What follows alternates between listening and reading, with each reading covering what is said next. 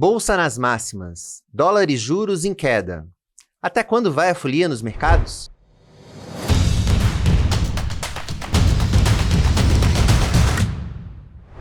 Salve pessoal, tá no ar mais uma edição do Touros e Ursos. Eu sou o Vinícius Pinheiro e aqui do meu lado está a Júlia Vilchen. Como é que tá, Júlia?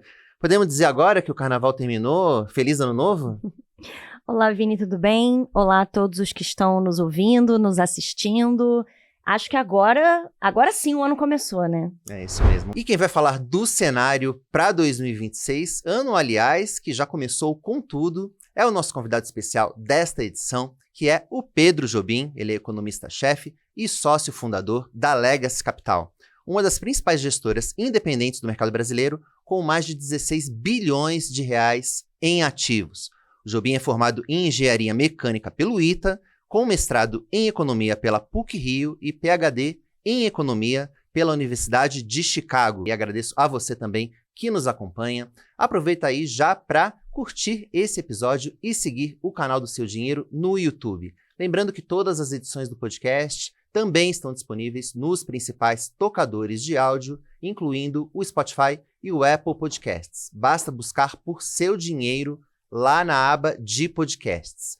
Bom, mas vamos lá, a gente estava falando de carnaval e, como diz o filósofo Marcelo Camelo, todo carnaval tem seu fim, mas parece que não é o caso aqui dos mercados. Afinal de contas, a gente está vendo aí que, embalado por esse fluxo externo, de capital externo, o Ibovespa renova as máximas. Estamos falando aí do índice, principal índice da Bolsa Brasileira, acima dos 190 mil pontos. Lembrando que há poucos meses ele mal passava ali dos 130 mil. A gente está vendo também o dólar ali abaixo do patamar ali de 5,30, de 5,20, e parece que o caminho para a moeda norte-americana é de queda, e sem contar que a gente tem uma expectativa de queda da taxa básica de juros agora, a partir, né, da reunião do Copom de março. E acho que o mais impressionante é que esse cenário favorável acontece em meio a uma turbulência geopolítica, né? Estamos falando aí de mudança aí de tarifaço, estamos falando de ameaça de invasão a países ali pelo governo americano, e sem falar que temos no segundo semestre eleições no Brasil.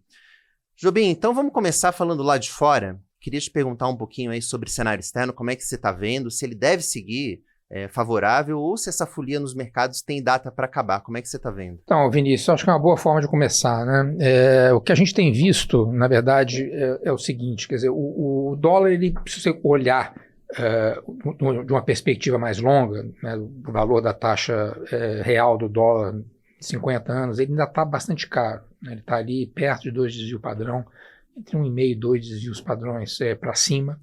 Ele vem se depreciando, mas o fato é, as pessoas nos últimos 5, 7 anos ganharam muito dinheiro com ativos norte-americanos de forma não redeada, né? Então, investidores institucionais, né, private banks, pessoas físicas, todo mundo comprado em S&P, mesmo em crédito, enfim, vários instrumentos. Isso, na verdade, foi muito bom em dólar, mais ainda nas outras moedas, né? Isso, assim, dado tudo que está acontecendo, acho que principalmente no plano geopolítico, né, não colocaria aí só a responsabilidade disso na maneira que o presidente Trump lida com as coisas, mas sem dúvida esse é um fator que leva, ou que tem levado, né, os investidores a refletir se vale a pena você ter uma proporção tão grande dos ativos em carteira ainda não redeados em dólar, né? Ou se você não deveria diversificar um pouco, né? E o fato é, os outros mercados de ativos, né, de bolsas de países emergentes, de bolsas europeias, de outros papéis de dívida, que não os americanos, eles são muito rasos, né? Ficaram muito rasos. Então, quer dizer, qualquer fluxo que deixa de entrar para financiar o déficit ainda bem grande em conta corrente dos Estados Unidos e é desviado para esses outros mercados, acaba tendo um efeito preço muito grande. Então, o que a gente está vendo, eu acho que é um pouco o reflexo disso, né? Se você considerar o cenário macro, é um cenário também que é favorável a risco, né? E quando a gente pensa em risco, a gente pensa em bolsas para cima, dólar para baixo, né? De maneira geral, são as ações que estão associadas a propensão a risco. E o fato é que o mundo está crescendo, né? Não só os Estados Unidos. Os Estados Unidos teve, na verdade, um desempenho em 2025 que foi acima do que todo mundo esperava, né? Quer dizer, um PIB praticamente 2,5%, né? Com inflação bem mais baixa do que se imaginava também, né? Quer dizer, você teve, o Core PCE terminou ali 2,90, quase 3, né? Mas enfim, nessa região, ali na época do auge das tarifas em abril do ano passado, se imaginava que o Core PCE podia ser por 4%, teve gente falando em 4,5%, terminou ali perto de 3%, e hoje você vê a dinâmica da inflação, ela está uma dinâmica que no nosso entendimento é favorável, quer dizer, já passou o pico ali do pass-through das tarifas, a inflação de serviços também está com vetores que indicam queda, então você deve caminhar para uma inflação no ano de 2026 que deve ser pouco acima de 2%. E, portanto, quer dizer, acho que tem aí alguns bancos centrais que ainda tem algum espaço para cair juros, o Fed é um deles, então isso deve acabar alimentando a propensão ao risco também. E, assim, você tem, de certa forma, quer dizer, uma situação geopolítica que é mais perigosa, quer dizer, que não tem aquela, digamos assim, ordenamento que a gente se acostumou a ver em intensidades diferentes depois da Segunda Guerra Mundial, mas o que você vê hoje é cada país tendo que se preocupar com as suas cadeias produtivas, com seus parceiros comerciais, com a sua infraestrutura de tecnologia, de telecomunicações, de energia elétrica, e isso leva à duplicação de esforços, duplicação de investimentos de reserva, né, mais gastos com defesa, isso tudo é muito demandante de metais, de minerais, né? Então acaba gerando também mais gastos do governo, né? De maneira geral, é o que a gente está vendo de alguma forma na Europa, né, principalmente na Alemanha, né, o PIB na Europa ele vem se sustentando nessa faixa acima de 1% pelos gastos com infraestrutura e defesa da Alemanha, né? E isso é um ambiente, digamos assim, positivo para risco, né? Então a gente acredita sim que a tendência do momento positivo dos mercados e para risco de maneira geral é sim de continuar. Na semana passada saiu a decisão da Suprema Corte contra o tarifaço do presidente Donald Trump. Isso muda de alguma forma o cenário? Olha, eu acho que tira do Trump um dos instrumentos que ele vinha usando com mais poder, digamos assim, para pressionar países a aceitar acordos ou pressionar por vantagens ou concessões desses países em outros planos que não o plano comercial, né? Em termos de tarifas efetivas, elas vão ficar praticamente iguais, né? Desde que com as outras seções, né, legais que permitem ao presidente dos Estados Unidos colocar tarifas por até 150 dias, né? É o que ele está fazendo. Em termos de tarifa efetiva, a remoção do IEPA e a recolocação via esses outros instrumentos deve levar aí uma queda de 1 ponto e meio de tarifa efetiva, né? Então, em termos de projeção de inflação, em termos de projeção de PIB, deve mudar muito pouco. Mas eu acho que, de certa forma, tira um pouco do leverage do Trump, né? O que acho que ficou claro, quer dizer, quem se apressou para fazer um acordo com ele em termos de acordo de comércio ou acordo que envolvia, enfim, outras dimensões que não as comerciais, acabou, não vou dizer se prejudicando, mas, enfim, de certa forma sim, né, porque o leverage ou o poder de colocação de tarifas que ele tinha, ele não tem mais. Então, acho que agora os governantes, de maneira geral, vão acabar se comportando de uma maneira que vão tentar cozinhar ou tentar levar essas ameaças ou essas bravatas, às vezes até de uma maneira, não vou dizer complacência, mas sem essa pressa toda em chegar a um acordo, porque acho que um limite importante foi colocado aí nesse aspecto. Mas em termos de cenário para o ano de 2026, eu acho que muda pouco em termos de inflação e atividade, digamos assim. E não poderia, de repente, afetar o fluxo, porque dizem que um dos motivos que os recursos estavam sendo mais diversificados pelo mundo é a incerteza que o tarifaço causa. Será que isso não pode segurar um pouco mais os recursos nos Estados Unidos? Então, a gente pensou nisso, né? Quer dizer, no limite, você poderia pensar, seria eventualmente perder a eleição do midterm, como assim, acho que a Câmara é muito difícil ficar com os republicanos se esse movimento de fluxo para fora dos Estados Unidos não se reverteria. O que aconteceu seria até uma antecipação nesse raciocínio que você está colocando. Olha, é difícil dizer, né, mas não está aparecendo, né? Se você olhar o dólar como um todo, ele ainda está caro, né? O momento de atividade nos outros países eu acho que é positivo, né? E me parece que existe uma decisão, não vou dizer que é permanente, mas acho que ela ainda vai valer durante um certo tempo de diversificação. O que acho que a prova, digamos assim, mais difícil vai ser o seguinte, quer dizer, as pessoas estão comprando bolsa brasileira, estão comprando bolsa europeia, né? Será que esses ativos vão ser capazes de gerar os retornos, né, os fluxos de caixa, os dividendos que as pessoas vinham conseguindo no S&P ou nos ativos americanos de maneira geral? Então essa que vai ser a grande prova, né? Não sei, eu diria que não. Então essa é uma força que no médio prazo deveria fazer com que o dólar voltasse a se apreciar, né? Não, me parece que é mais por aí. Vou aproveitar então a sua deixa para perguntar de Brasil, né? Primeiro, saber quais são as suas expectativas para a economia brasileira agora em 2026.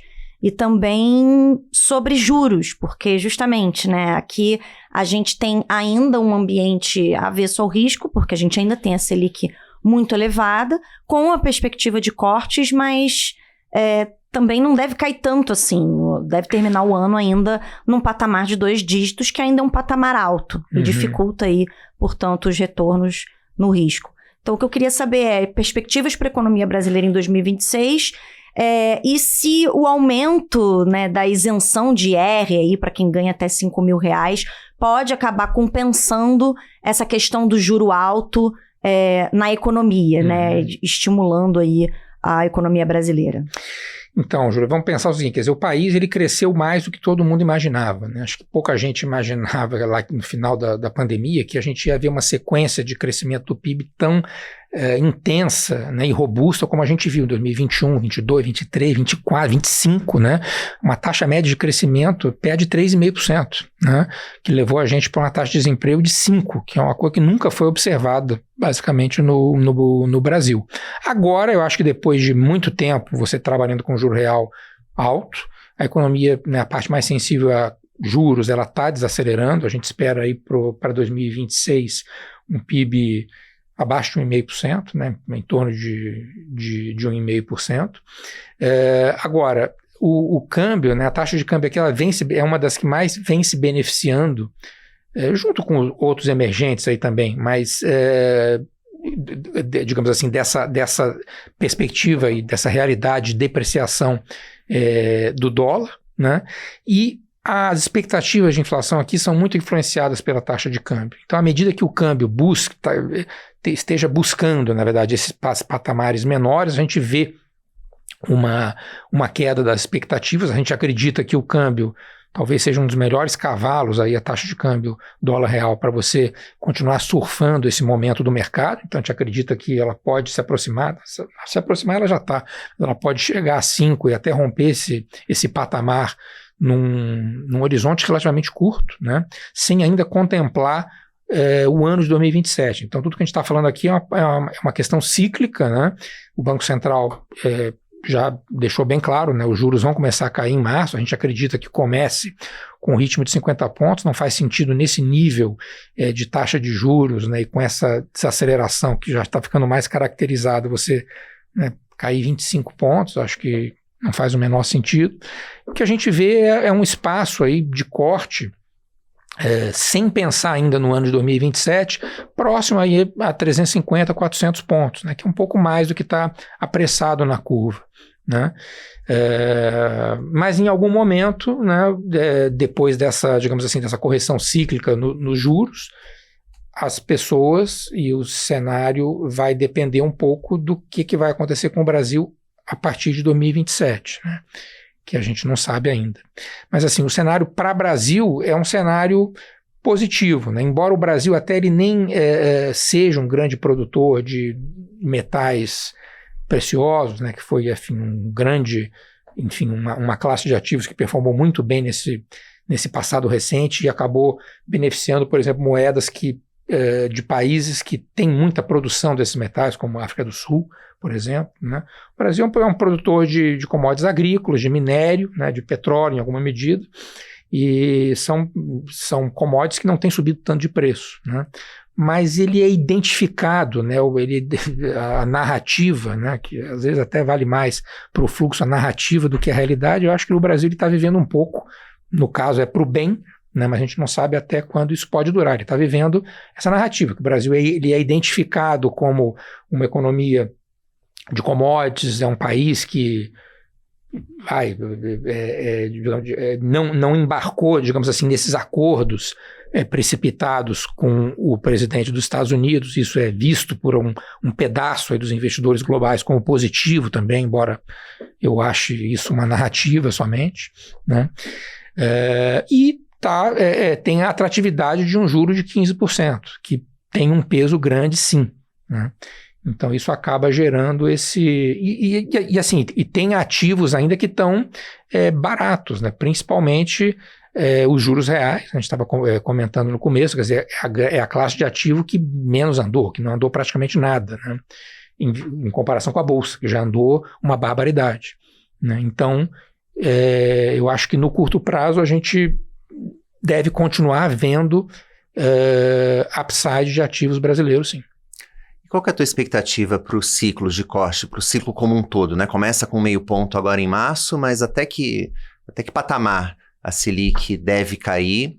Queria saber se está mais otimista ou menos do que o mercado com relação ao ciclo. Queria te perguntar um pouquinho sobre como é que fica o fiscal, né? O risco fiscal nessa equação. Parece que ele ficou um pouco de lado nos últimos meses. O que aconteceu? O mercado talvez tenha exagerado ali no pior momento? Qual que é a tua visão especificamente também sobre o fiscal? Então, o juro, eu tenho a impressão que pensando só na ciclicalidade, quer dizer, do que vai acontecer com a inflação esse ano, a gente acredita que a inflação vai ficar um pouco acima de 3% esse ano, né? Quer dizer, até a qualidade da inflação, né, os núcleos, a inflação de serviços, ela não está tão boa assim, mas a inflação headline, em grande parte puxada por inflação de alimentação e de bens, ela está se comportando muito bem, e com o câmbio continuando a se apreciar, isso deve continuar sendo verdadeiro. Então, como eu comentei, o espaço nos parece aí perto de 350 a 400 pontos, né? Em algum momento, as pessoas vão pensar no que vai ser a política fiscal do país para 2027, né? E aí, será que isso vai gerar porque isso, né, faria o Banco Central interromper ou ter mais cautela em relação ao juros se a taxa de câmbio começasse a sofrer. Mas se ela, né, vamos supor que ela já esteja lá 4,90, 4,80 daqui a, não sei, 2, 3 meses, né? E aí, será que a partir daí as pessoas eventualmente vão se preocupar com o que vai acontecer com os ativos brasileiros em um ou outro cenário eleitoral, e isso pode gerar uma volatilidade que leve o Banco Central a parar ali o ciclo, né? Pode ser. Sinceramente, no ambiente atual de mercado, talvez não faça tanta diferença assim, né, se você vai ter um resultado ou outro, né? O que a gente tem que ter em mente é que, assim, é muito difícil você ter a continuidade de um ciclo tão longo assim de bonança ao longo aí de mais 4 anos, né? Então o país está numa situação onde, dada a taxa de juros e o resultado primário do governo, a dívida ela cresce perto de 6 pontos por ano, né? A relação dívida-PIB. Isso com o PIB crescendo nessa faixa aí de acima de 3, ou no caso de 2026, um pouco abaixo de 2, mas ainda um ritmo de crescimento, né? Quer dizer, em algum momento você vai ter, ainda que ciclicamente, uma recessão técnica ou um período de crescimento bem baixo, né, para haver algum ajuste, né? E aí o que acontece com a dívida nesse cenário? É uma dinâmica que pode ficar bem pior, né? Então o fiscal a gente vai ter que, quer dizer, acho que está todo mundo careca de saber, o jeito que está sendo feita a política fiscal é totalmente insustentável, né? Quer dizer, você teve um aumento de carga tributária grande ao longo desses últimos anos, você gerou mais gastos permanentes ainda, né? Quer dizer, com aumento de gastos com funcionalismo público e programas sociais que são difíceis de serem revertidos, né? Então vai ficando muito difícil você lidar com essa situação. Você vai ter que ter algum tipo de teto de gastos, né? Impor algum limitador de fato ao crescimento dos gastos, que você não tem hoje, né? E aí a gente vai ter que esperar para ver, né? Então... queria te perguntar um pouco sobre câmbio, né? Falar, inevitavelmente, também um pouco de eleição nesse sentido. Você comentou que acha que o dólar ainda está caro, né? Enfim, a gente já viu, o dólar vem caindo em relação ao real já desde o ano passado, bastante forte. A gente está num patamar, pro cenário atual, baixo, né? Mas eu queria saber se você acha que realmente, em relação ao real, o dólar tem espaço para cair mais, né? Até onde vai esse dólar? E a gente tem eleição no meio do caminho, que tende a causar uma volatilidade aí no câmbio, especialmente se a gente, né, se o mercado começar a sentir que não vai vir um ajuste fiscal por aí, né? Então, como que você vê com essa eleição aí no meio do caminho a trajetória do câmbio aí para esse ano? Olha, Júlia, assim, você pegar o câmbio real no Brasil nos últimos 30 anos, com esse câmbio aí de perto de 5,20, o câmbio real médio desses últimos 30 anos deve ser algo aí como 4,5, mais ou menos, né? Tudo bem, hoje, né, tem as pessoas que argumentam que você está com déficit de conta corrente maior, né, você criou novas demandas aí por importação de serviços que não existiam antes, isso tornou o déficit pior. Você tem aí 3% de déficit de conta corrente, mas com o país crescendo, eu diria, a um ritmo forte. Acho que com a desaceleração, o déficit de conta corrente ele tende a diminuir. Então, assim, me parece, respondendo a primeira parte da pergunta, me parece que você tem um espaço ainda bom para o câmbio se apreciar aqui, olhado numa perspectiva histórica. E aí, pensando a eleição, né, como eu estava falando, será que no estágio atual dos mercados, se você tiver Lula, ou se você tiver um candidato de oposição, faz alguma diferença? Eu acho que faz, né? Mas eu diria o seguinte, quer dizer, nesse ambiente de crescimento global firme e depreciação cambial, é uma diferença que não é tão grande assim. É claro que com um candidato que seja identificado com uma plataforma de ajuste fiscal, de privatizações, de reformas profundas, né, isso eventualmente vai fazer preço, né? Não sei se a gente vai ter um candidato com essas características performando tão bem quando a campanha efetivamente começar, né? Aí tem muita gente também que diz o seguinte, bom, se for o Lula, né, se a gente tiver mais 4 anos, né, é ruim, né, porque é difícil, digamos assim, você ter uma inflexão muito grande da política fiscal, a gente sabe mais ou menos o que o PT se propõe a fazer, né? Mas eu também tenho dificuldade de acreditar que não vai ser feito nenhum tipo de ajuste, né? Então, acho que né, no caso de você ter uma continuidade do governo, uma reeleição desse governo, eu acho que haveria algum ajuste em 2027 que permitisse, né, o governo sobreviver durante mais tempo, porque acho que o PT ele entendeu a inflação é uma coisa muito deletéria, né? A depreciação cambial gera também um efeito de desorganização, de piora nas expectativas, que depois você leva muito tempo para recuperar, né? Então, e é uma coisa que, enfim, não compromete, acaba se você fizer direito, acaba não comprometendo até outros objetivos que o governo, porventura, tenha, né? Então, agora, isso tudo vai depender desse ambiente global, né? Então, vamos supor que não, quer dizer, que você continue tendo crescimento da atividade nos Estados Unidos, crescimento na Europa, enfim, você não tem nenhum evento geopolítico grande, acho que a gente tem um risco significativo aí no curto prazo e que talvez permaneça ainda ao longo do ano inteiro, que é essa questão do Irã, né?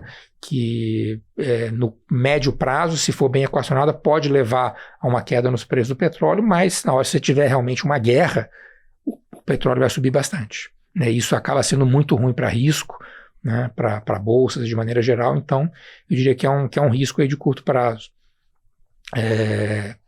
Então, assim, acho que a gente está ainda um pouco cedo nesse ciclo eleitoral para saber o que de fato vai acontecer, né? Hoje a gente está encaminhando para um cenário que parece aí, né? Parece que a gente vai ter o Lula contra o Flávio, mas ainda pode acontecer muita coisa, né? Historicamente a gente sabe, né, que as ações ali decisivas nas eleições, elas acontecem ali entre 1 e 2 meses antes do pleito, né? Você teve a facada em setembro de 2018, você teve a queda de um avião ali em 2014, que mudou bem o encaminhamento para frente da eleição.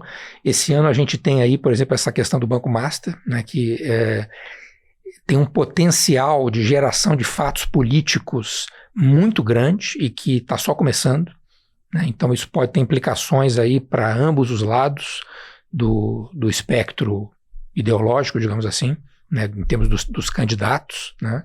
Não é uma situação que esteja sendo favorável ao governo, né, porque a pessoa comum ela associa roubalheira, corrupção e tal, é o governo de plantão que leva a culpa, né? E isso está prejudicando ainda mais, né, a popularidade do governo. Então, é uma coisa que tende a se continuar desse jeito, parece que tende a continuar enfraquecendo a popularidade e o potencial eleitoral do governo atual. Mesmo com a economia indo relativamente bem, como você colocou, desemprego nas mínimas históricas, PIB crescendo, você teve também, tem também nesse ano o efeito aí de algumas benesses que o governo aprovou, como o aumento do limite ali de isenção do imposto de renda, aumento de programas sociais, como o Auxílio Gás. Isso não deve ter algum Então, Vinícius, é aquele negócio, quer dizer, até 2013, 2014, você tinha uma relação, né, do que a gente chama ali de índice de miséria, né, que é a soma da taxa de desemprego com a taxa de inflação, que era uma, né? Então, se você tivesse essa mesma relação valendo hoje, né, uma inflação pouco acima de 3 e um desemprego de 5, isso é uma coisa que você nunca teve. Isso estaria em condições que vigoravam e que não vigoram mais, né? Isso estaria associado a uma popularidade do governo de 90%. Mas não é o que não é o que está acontecendo, né? E de outro lado você vê, né, preocupações com corrupção e principalmente com segurança pública, né, com violência urbana, né, como se destacando entre as principais preocupações da população, né? E o governo atual, o governo do PT, ele não tem uma boa resposta, não tem um bom desempenho em nenhuma dessas duas questões. Então, assim, o fato é que a economia não tem ajudado. Assim, se tivesse pior, certamente você estaria numa situação ainda pior para o governo. Mas o fato é que mesmo com a economia, com essa performance, difícil imaginar algo melhor no Brasil, isso não tem gerado um ambiente positivo para o governo. Não parece que isso vai mudar. Não parece que isso vai mudar. Não parece que o imposto de renda seja uma bala de prata nisso, todo mundo achava, né, mas as pesquisas não estão indicando isso, né? Então, mas você enxerga o Lula ainda como favorito nessa corrida? Olha, Vinícius, eu te diria o seguinte, talvez até algum tempo atrás eu dissesse que sim, mas hoje eu não sei mais, porque está muito frágil, ele está numa situação muito frágil, claramente tem um desgaste, uma fadiga grandes, né? Tem questões aí de segurança e de corrupção não adressadas, sem uma resposta efetiva, com um pipeline grande, potencial, que acho que mudou, né? Quando você agora a relatoria saiu do Toffoli e foi para o Mendonça, isso tem um potencial de mudar bastante o fluxo de fatos políticos aí para frente, né? Então eu te diria que eu não sei se ele é o favorito mais, sinceramente. Ele é um candidato forte, obviamente, mas não sei se é favorito. Para a gente finalizar aqui e amarrar esse primeiro bloco, queria que você passasse um pouco pelas posições da Legacy hoje, né? Como que a gestora está alocada, e falasse também um pouco de qual seria o ativo que o investidor não poderia deixar de ter na carteira hoje, na sua opinião. Júlio, assim, as nossas teses aí, as posições, elas, desde do ano passado, elas têm se situado em 3 grandes blocos aí, né? Primeiro, o tema de bolsa ligada à tecnologia nos Estados Unidos, né? Ao longo eu diria, da primeira metade do ano passado, isso ainda foi bastante bem. A gente sempre trabalhou uma carteira de ações de tecnologia contra índices mais amplos. A gente vê o ciclo de tecnologia de forma ainda muito positiva, embora esteja ficando bem mais difícil você escolher os vencedores nisso daí, né? Porque acho que o desenvolvimento da inteligência artificial está chegando, não vou dizer em maturação, mas ela está avançando muito rápido, e isso está fazendo com que o retorno esperado de vários setores que, digamos assim, nunca tinha sido questionado, ele agora esteja sendo questionado, né? Então o que a gente vem fazendo é diminuir a concentração em nomes A, B ou C, né? Os que a gente está mais concentrado, né, de single name são nomes ali muito no começo da cadeia ainda, tipo o TSM, né, que, enfim, é a fabricante do chip, então a gente está muito convencido da robustez da tese aí para frente, mas fica um pouco mais para baixo disso, fica um pouco mais difícil você saber quem são vencedores e perdedores, então a gente tem ficado menos em single stocks e mais em índices gerais. Então esse é um tema que permanece uma parte importante do nosso portfólio, não tem tido um desempenho tão bom nesses últimos meses, mas a gente continua confiante. O segundo tema é o tema de moedas, né? Quer dizer, a gente sempre explorou uma carteira de moedas vendida contra o dólar, aí a composição varia entre uma concentração mais em moedas emergentes de high yields, em moedas de developed markets cíclicas, né, como Audi, NOK. Então, e também é uma venda de euro, né? Então a gente alterna entre venda uma combinação de venda de dólar e venda de euro contra moedas high yielders, né, como o real, peso mexicano, o ZAR, mesmo a Turquia, né, e comprado também em moedas de países desenvolvidos mais cíclicas. Então acho que esse tema ainda está em plena operação e continuamos aí bem apostados nisso. E o terceiro tema é o tema de juros em Brasil, né, que, enfim, foi bem duro, né, carregar esse tema, porque a atividade ainda, né, não deu aquela desmontada final, mas acho que agora a gente está um pouco mais convencido que ela deve desacelerar para frente. Então, você apostar na queda de juros, só mais recentemente é que tem sido melhor. Então a gente continua aí com posições importantes, tanto com juro nominal quanto com juro real aplicados em Brasil, em um tamanho bom, assim. Não é ainda o que a gente gostaria de ter a médio prazo, mas é um tamanho bom. Então são esses os 3 grandes temas da carteira. E para um investidor, né, como a Júlia perguntou assim, o que seria um ativo que todo investidor deveria ter na carteira hoje?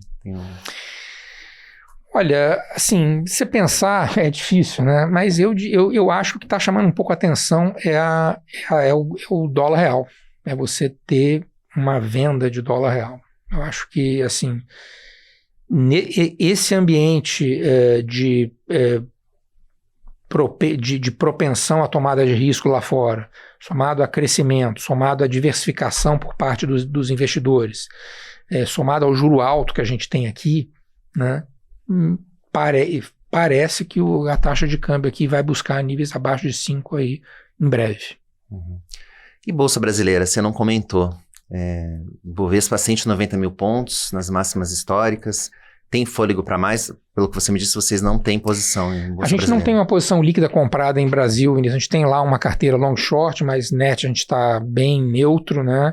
Realmente o desempenho aí na verdade das blue chips, né, do Ibov foi impressionante nesses últimos meses, né? A gente tem muito de fluxo, mas quando a gente calcula ali a taxa de retorno esperada, dadas as nossas premissas ali para as principais empresas, que a gente faz um acompanhamento detalhado aí de uma boa parte do índice, você chega a taxas de retornos que não são interessantes, né? Mesmo já considerando uma taxa de juros real das Bs ali, abaixo de 6, né? Hoje você está com elas a 7,5, né? Então, assim, pode continuar subindo, parece até que vai, né, porque existe esse fluxo e o mercado ele ficou pequeno, ficou raso, então está fazendo um efeito preço grande, mas a gente tem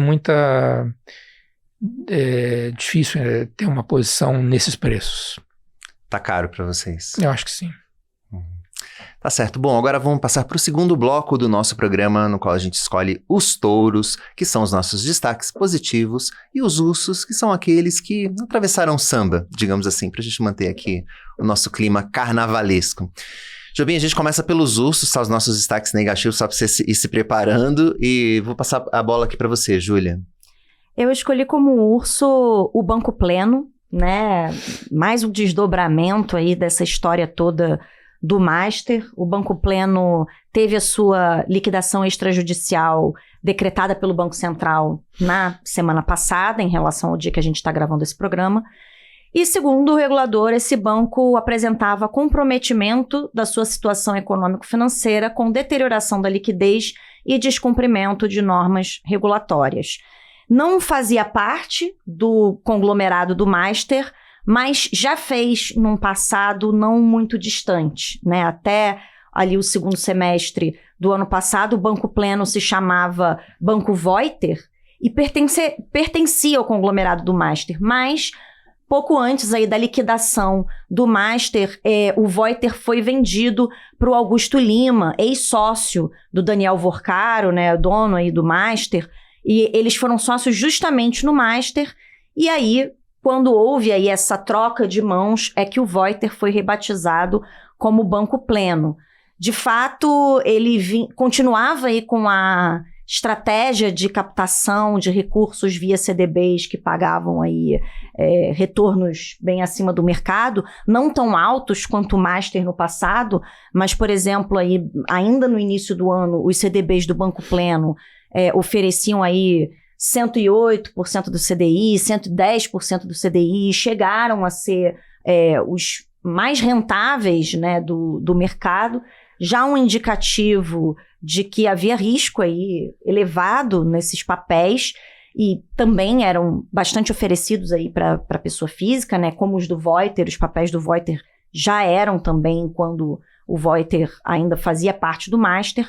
E lembrando que o Augusto Lima, né, o dono do Pleno, ele chegou a ser preso aí também no mesmo dia que o Daniel Vorcaro, quando o Banco Master começou a ser investigado, né, eles são investigados aí no mesmo inquérito. Então, realmente, são duas instituições financeiras que, embora não fizessem mais parte do mesmo conglomerado, ainda estavam bastante ligadas e parece que foi o último bastião aí de que tinha restado desse conglomerado do Master que não tinha ainda sido liquidado, agora foi finalmente liquidado e aqueles investidores que tinham CDBs do Pleno na carteira também vão ser atendidos aí pelo resgate do Fundo Garantidor de Créditos, como também foram aí os credores do Master, do Let's Bank, das outras instituições aí que foram liquidadas recentemente.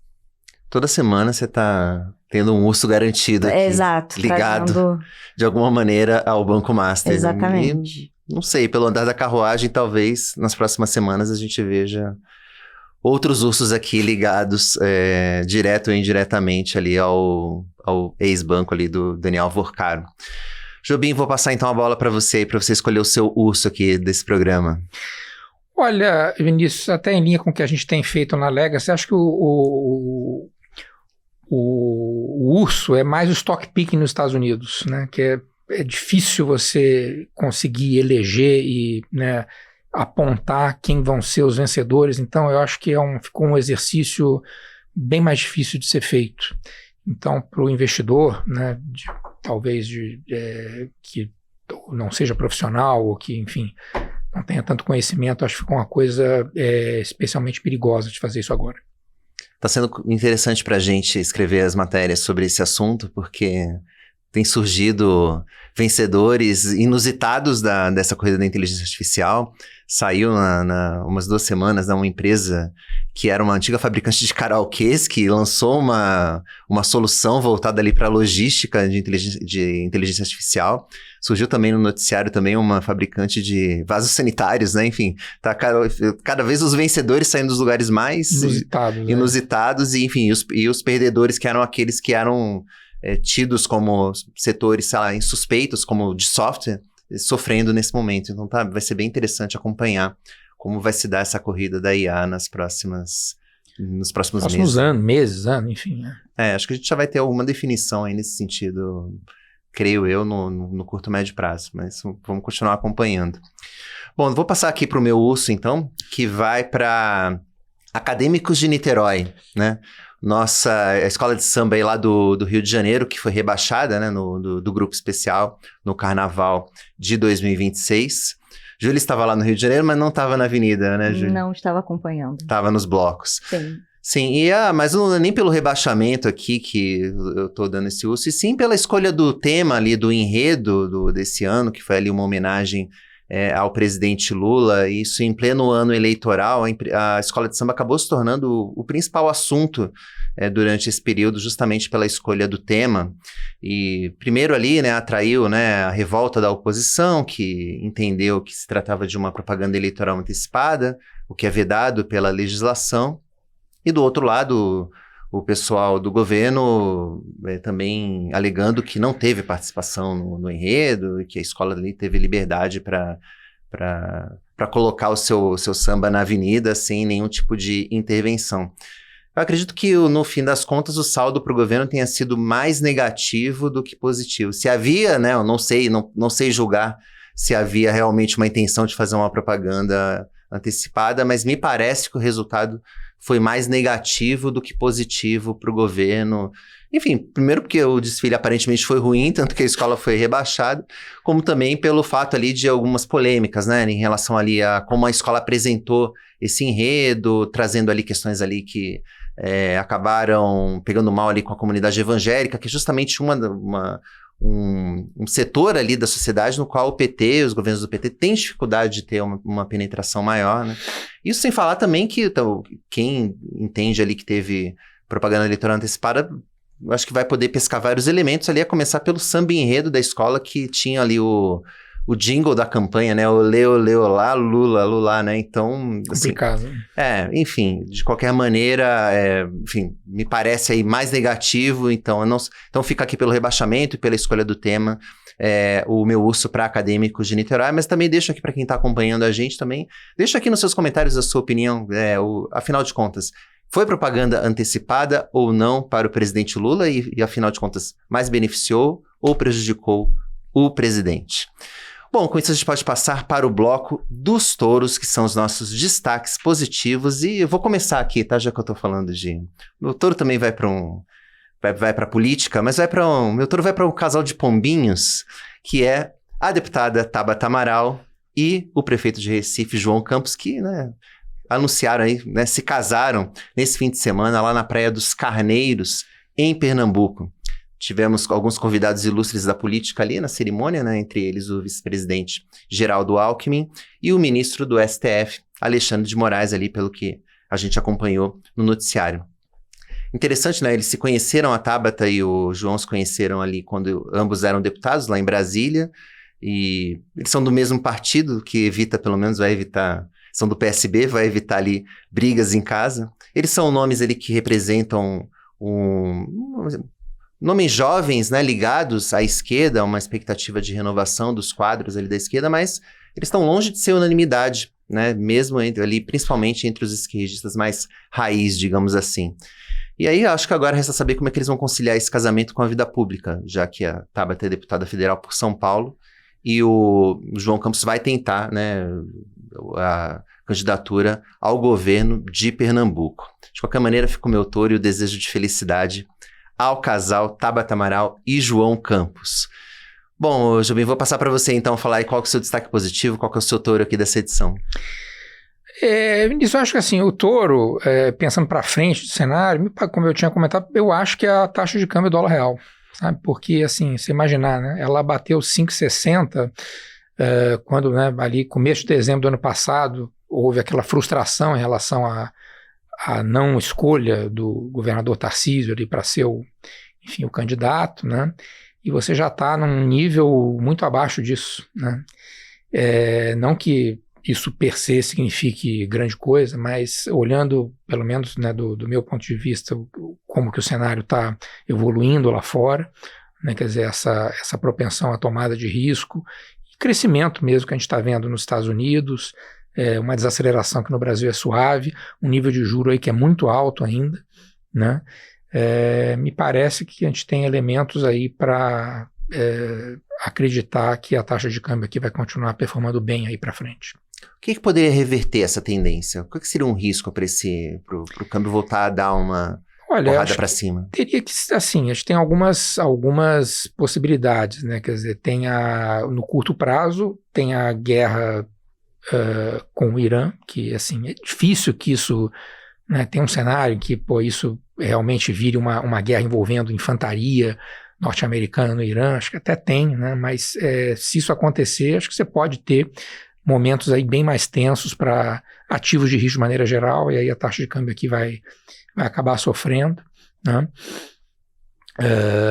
Acho que a outra componente de risco, né, sem considerar um cenário mais de médio prazo, que é como que o ciclo nos Estados Unidos vai evoluir, se realmente todo esse cenário de aumento de produtividade, né? Porque acho que a gente está falando aqui de uma perspectiva boa de aumento de produtividade nos Estados Unidos.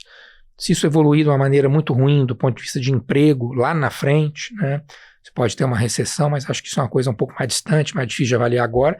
Mas a outra perspectiva disso ser revertido é você ter um encaminhamento muito ruim da eleição combinado a uma virada do mood lá fora, né?